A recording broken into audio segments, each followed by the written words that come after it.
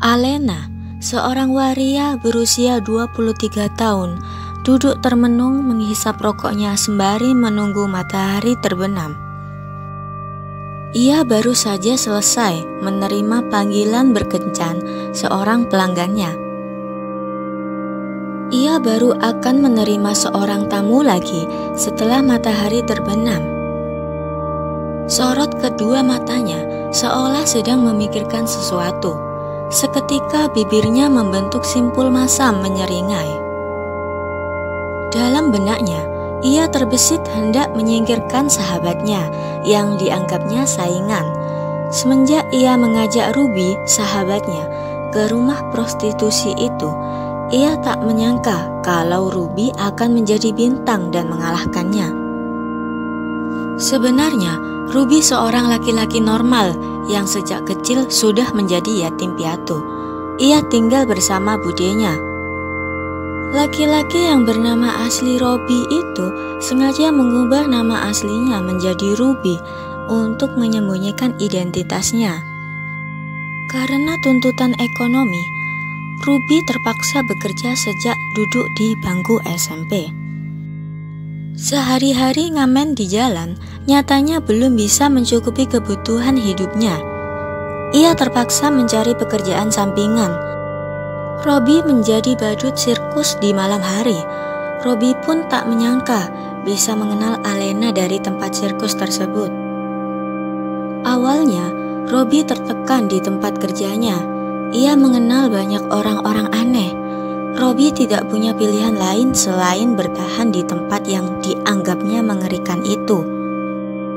Waktu itu, tengah malam ketika hendak pulang, Robbie mengalami pelecehan dari seorang laki-laki yang tak lain adalah atasannya sendiri. Alena yang kasihan mencoba menenangkannya. Namun, Robbie mendapat upah yang fantastis dari atasannya. Untuk kesekian kalinya, Robbie pun terjerumus ke lembah maksiat. Dengan bantuan Alena, Robbie akhirnya berdandan layaknya seorang perempuan tulen. Hal itu dilakukan Robbie tanpa sepengetahuan budenya. Robbie tidak punya siapa-siapa lagi selain budenya. Budenya sudah menjanda sejak anak pertamanya berusia 3 bulan. Karena budenya harus bekerja sebagai seorang pembantu, Robbie berkewajiban menjaga bayi tersebut.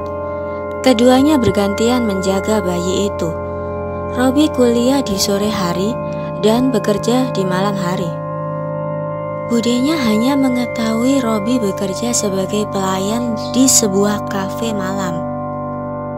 Robbie mengatakan gajinya di kafe itu dibayar mahal karena ia naik jabatan sebagai kepala pelayan. Setiap pulang dari kampus, Robbie bergegas menuju ke halte untuk pergi ke rumah prostitusi tempat ia bekerja. Sesampainya di tempat, ia langsung ke kamar khusus untuk berdandan. Ia memakai gaun malam lengkap dengan riasan cantiknya. Tak lupa ia juga memakai rambut palsu. Suatu ketika, budenya diminta oleh majikannya untuk menginap. Budenya terpaksa harus lembur di rumah majikannya yang sedang punya hajatan. Robbie diminta untuk tidak masuk kerja dahulu agar ada yang menjaga bayinya. Semula, Robbie tidak keberatan dengan permintaan budenya tersebut. Ia senang bisa menjaga dan merawat bayi budenya yang sudah dianggapnya seperti adik kandungnya sendiri.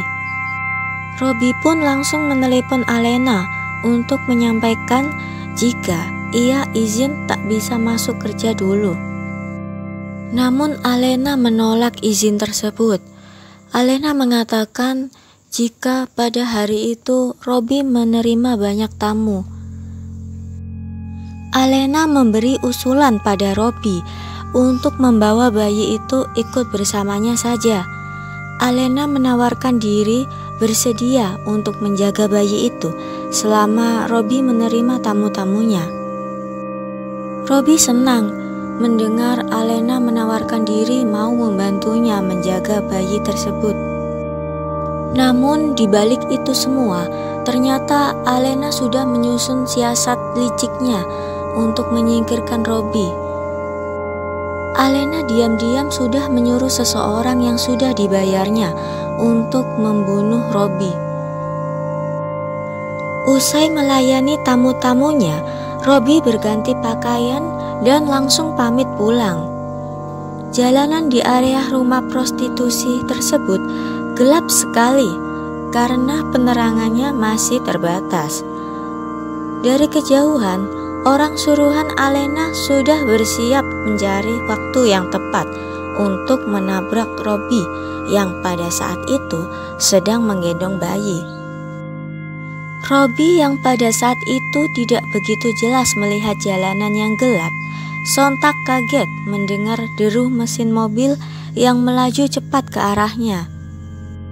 Seketika tubuhnya terpental jauh melesat bersamaan dengan seorang bayi yang tak jauh darinya. Bayi itu sudah membujur kaku. Nyawa bayi tersebut tak tertolong. Bayi itu meninggal di lokasi kejadian. Sementara itu, Robbie yang pada saat itu kehilangan banyak darah sempat sadar dan mencari di mana bayi budenya. Namun, ia tak cukup tenaga untuk bangkit. Sekujur tubuhnya kesakitan. Ia bahkan tidak bisa membuka matanya. Pandangannya menjadi kabur, kepalanya pusing.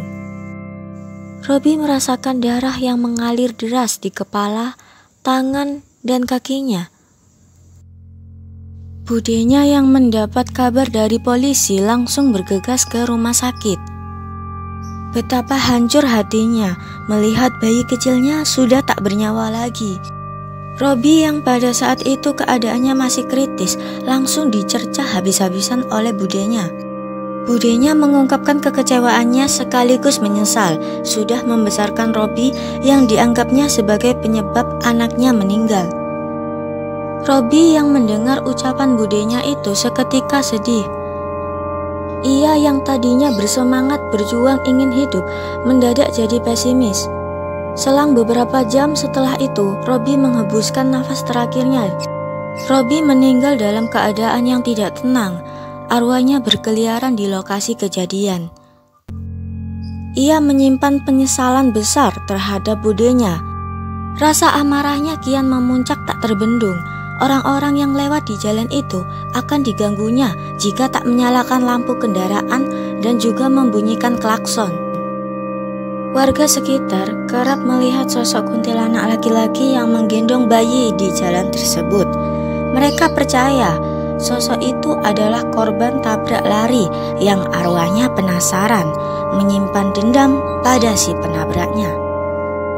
Ia sering terlihat bersemayam di pohon-pohon besar yang rindang di pinggir jalan.